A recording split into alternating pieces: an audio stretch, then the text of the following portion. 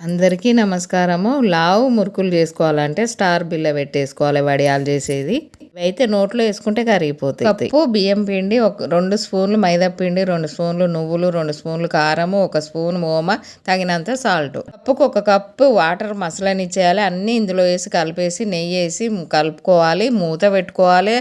గట్టిపడనీయకూడదు పిండి. ఇలా మురుకు మనము నొక్కిన తర్వాత 2 చివర్లు ఒక దగ్గర వచ్చిన కాడ పట్టుకొని ఆయిల్ వేసుకోవాలి. ఆయిల్ ముందు బాగా వేడిగానియాలి.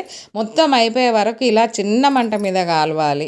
మంట అస్సలు పెట్టకూడదు, మాడిపోతుంది. బుడగలు తగ్గే వరకు ఆగిపోయినట్టు ఉన్నంత వరకు కాలనిచ్చి తీసేయాలి వీటిని.